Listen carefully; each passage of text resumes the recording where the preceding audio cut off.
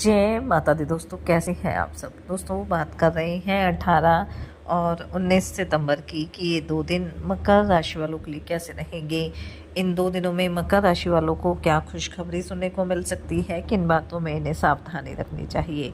तो इन 2 दिनों का राशिफल जानने से पहले हम इन 2 दिनों का पंचांग जान लेते हैं। 18 सितंबर 2025 दिन गुरुवार रहेगा। अश्विन माह कृष्ण पक्ष की द्वादशी तिथि जो 11:26 तक रहेगी। उसके बाद त्रयोदशी तिथि प्रारंभ हो जाएगी। शिव योग रहेगा जो 9:37 तक रहेगा। उसके बाद सिद्ध योग प्रारंभ हो जाएगा। पुष्य नक्षत्र रहेगा जो सुबह 6:33 तक रहेगा। उसके बाद आश्लेषा नक्षत्र प्रारंभ हो जाएगा। चंद्रमा कर्क राशि में रहेंगे।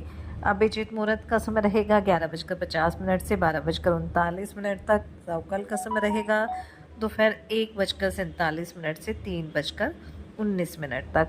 अब बात करते हैं 19 सितंबर की। 19 सितंबर 2025 दिन शुक्रवार रहेगा। आश्विन माह कृष्ण पक्ष की त्रयोदशी तिथि जो रात्रि 11:38 तक रहेगी। उसके बाद चतुर्दशी तिथि प्रारंभ होगी। सिद्ध योग रहेगा जो 8:41 तक रहेगा। उसके बाद साध्या योग प्रारंभ हो जाएगा। आश्लेषा नक्षत्र रहेगा जो 7:06 तक रहेगा। उसके बाद मघा नक्षत्र प्रारंभ हो जाएगा। चंद्रमा 7:06 तक कर्क राशि में फिर सिंह राशि में आ जाएंगी।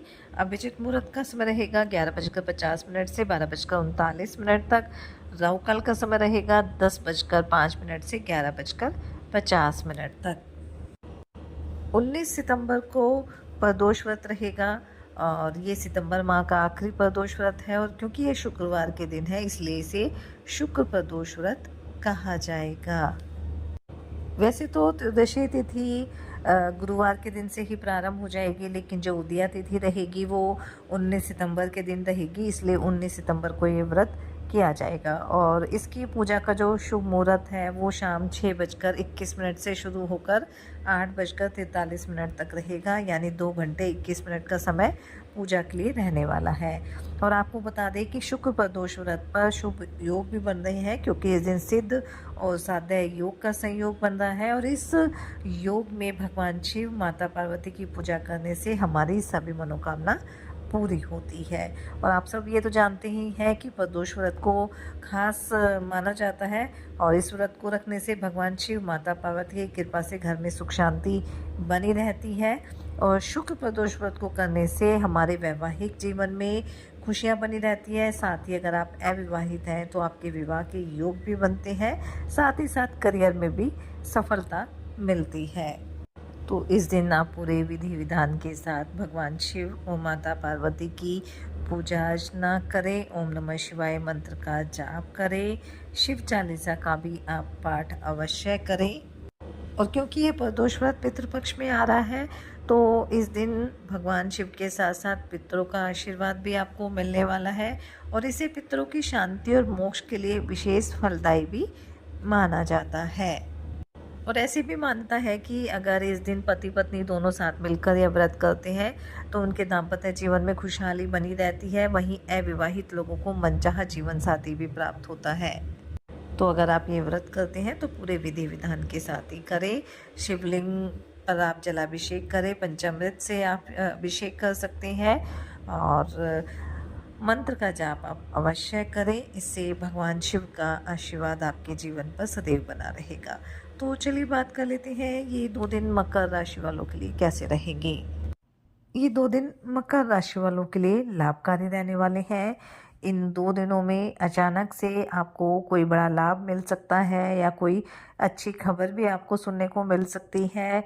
इन 2 दिनों में आपकी सुख सुविधाओं में वृद्धि होगी। आप अपने घर परिवार की खुशियों के लिए कोई खरीदारी भी कर सकते हैं। घर परिवार के सदस्यों की ज़रूरतों पर आप पूरा ध्यान भी देंगे। इन 2 दिनों में आपके मन की कोई इच्छा भी पूरी हो सकती है। वहीं अगर आप राजनीति से जुड़े हुए हैं तो किसी बड़े पद की प्राप्ति भी हो सकती है, जिससे आपका मन काफ़ी खुश रहेगा। और आपके जो विरोधी हैं आप उनके ऊपर हावी रहने वाले हैं, वो आपका कुछ नहीं बिगाड़ पाएंगे। इन 2 दिनों में यात्रा के योग भी बनेंगे। और अगर आप अपने माता पिता से आशीर्वाद लेकर जाएंगे तो ये यात्रा आपके लिए सफल रहने वाली है। आप अपने बिजनेस में कुछ नई योजनाओं को लेकर अपने जीवन साथी से बातचीत भी कर सकते हैं, या अगर आपका कारोबार साझेदारी में है तो अपने पार्टनर से आप बातचीत कर सकते हैं और उसमें आपको सफलता मिलने वाली है। जीवन साथी के साथ आपके रिश्तों में मजबूती रहेगी, वहीं प्रेम संबंधों के लिए भी समय अच्छा रहने वाला है। इन 2 दिनों में आप इस बात का ध्यान रखें कि अगर किसी ज़रूरतमंद व्यक्ति की मदद करने का मौका आपको मिले तो आप अवश्य करें। इससे आपके जीवन में सदैव सुख शांति बनी रहेगी। कार्यक्षेत्र में भी आपको अपने सभी अधिकारियों का पूरा सपोर्ट मिलने वाला है और आप उनकी सहायता से आय प्राप्ति के नए सोर्सेज पर भी पूरा ध्यान देंगे। विद्यार्थियों के लिए भी 2 दिन अच्छे रहेंगे। उच्च शिक्षा के लिए अगर आप प्रयासरत हैं तो उसमें आपको सफलता प्राप्त होगी। इन 2 दिनों में आपका कोई मित्र भी काफ़ी लंबे समय के बाद आपसे मुलाकात करने आ सकता है। दान पुण्य के कार्यों में भी आपकी काफ़ी रुचि रहेगी और आपके कुछ नए प्रयास भी रंग लाएंगे, काफ़ी मेहनती रहेंगे और इस मेहनत का काफ़ी अच्छा रिजल्ट भी आपको मिलेगा। अगर आपने किसी सरकारी योजना में निवेश किया था तो उसमें भी आपको अच्छा खासा लाभ मिलने की संभावना रहेगी। और इस बात का ध्यान रखिए कि किसी भी काम को लेकर अगर आप योजना बनाकर चलेंगे तो आपको उसमें सफलता अवश्य प्राप्त होगी। किसी पुराने लेन देन से भी आपको छुटकारा मिल जाएगा, जिससे आप काफ़ी राहत लेने वाले हैं। और घूमने फिरने भी जा सकते हैं और इस दौरान कोई महत्वपूर्ण जानकारी भी आपको मिल सकती है। अगर आप सेल से या मार्केटिंग से या शेयर बाज़ार से जुड़े हैं तो आपको बड़ा लाभ हो सकता है, कोई बड़ी डील आपकी फाइनल हो सकती है। स्वास्थ्य भी आपका अच्छा रहेगा, किसी तरह की समस्या नहीं है, काफ़ी फिट रहने वाले हैं।